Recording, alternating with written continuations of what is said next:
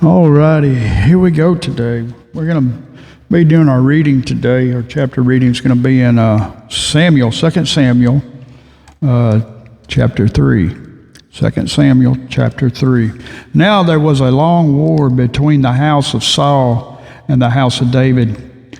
But David grew stronger and stronger, and the house of Saul grew weaker and weaker. Sons were born to David in Hebron. His firstborn was Ammon by Ahinoam the Jezreelitess. His second, Chileab by Abigail, the widow of Nabal the Carmelite. The third, Absalom, the son of Micah, the daughter of Talmaiah, king of Geshur. The fourth, Adonijah, the son of Haggith. The fifth, Shephathathai, the son of Abital. And the sixth, Erithram, by David's wife, Eglah. These were born to David in Hebron.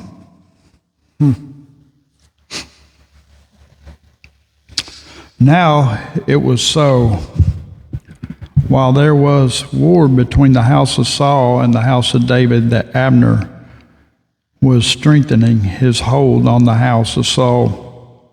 And Saul had a concubine whose name was Zazpah, the daughter of Ahiah. So Isbosheth said to Abner, "Why have you gone against my father's concubine?"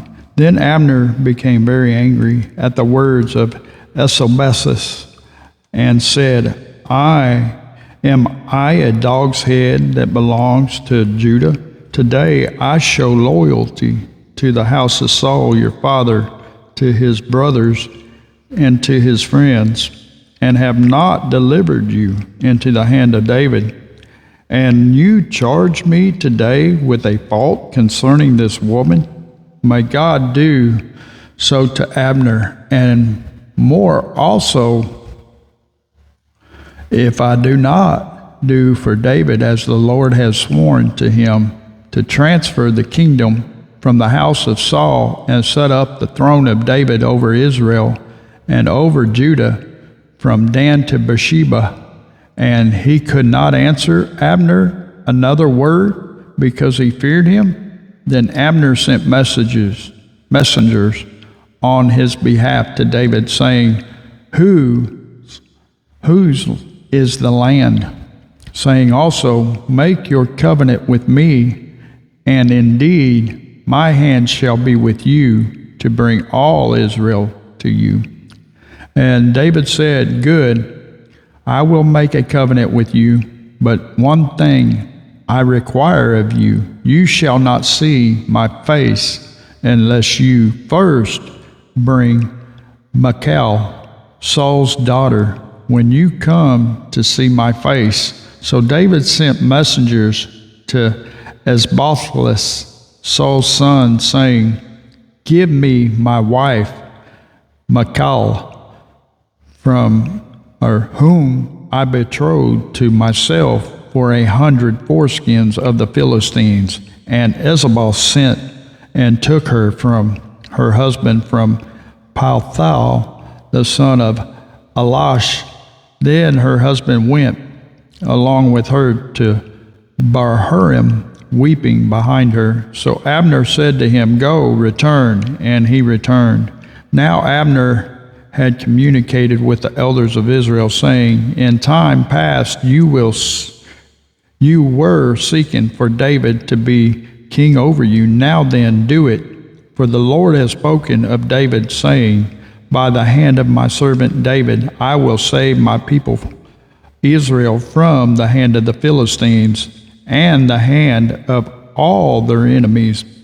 And Abner also spoke in the hearing of Benjamin. Then Abner also went to speak in the hearing of David in Hebron all that seemed good to Israel and the whole house of Benjamin. So Abner went, and 20 men went with him, came to David at Hebron, and David made a feast for Abner and the men who were with him. Then Abner said to David, I will arise and go and gather all Israel to my lord the king, that they may make a covenant with you, and that you may reign over all that your heart desires. So David sent Abner away, and he went in peace. At that moment the servants of David and Joab came from a raid and brought much spoil with them. But Abner was not with David in Hebron, for he had sent him away, and he had gone in peace. When Joab and all the troops that were with him had come, they told Joab, saying, Abner the son of Ner came to the king, and he sent him away, and he was gone in peace, has gone in peace. Then Joab came to the king and said, what have you done? Look, Abner came to you. Why is it that you sent him away, and he has already gone? Surely you realize that Abner the son of Ner came to deceive you, to know you're going out and you're coming in, and to know all that you are doing. And when Joab had gone from David's presence, he sent messengers after Abner, who brought him back from the well of Sarai. But David did not know it. Now when Abner had returned to Hebron, Joab took him aside in the gate to speak with him privately, and there stabbed him in the stomach, so that he died for the blood of Ashel his brother. Afterward David heard it. He said, my kingdom and I are guiltless before the Lord forever of the blood of Abner the son of Ner.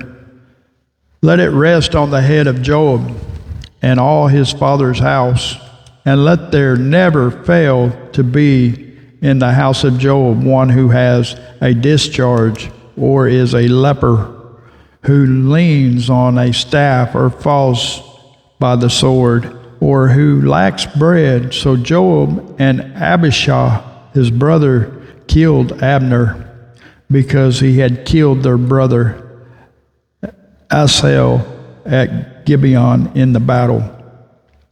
Then David said to Joab and to all the people who were with him, tear your clothes, gird yourselves with sackcloths, and mourn for Abner. And King David followed the coffin. So they buried Abner in Hebron, and the king lifted up his voice and said, and wept at the grave of Abner, and all the people wept. And the king sang a lament over Abner and said, should Abner die as a fool dies? Your hands were not bound, nor your feet put into fetters. As a man falls before wicked men, so you fell. Then all the people wept over him again. And when all the people came to persuade David to eat food while it was still day, David took an oath, saying, God, do so to me, and more also, if I taste bread or anything else till the sun goes down. Now all the people took note of it, and it pleased them, since whatever the king did pleased all the people, for all the people and all Israel understood that day that it had not been the king's intent to kill Abner the son of Ner. Then the king said to his servants, do you not know that a prince and a great man has fallen this day in Israel? And I am weak today, though anointed king, and these men and the sons of Zeruiah are too harsh for me. The Lord shall repay the evildoer according to his wickedness. And that is 2 Samuel chapter 3. So That's it for today's chapter read. Y'all have a blessed day.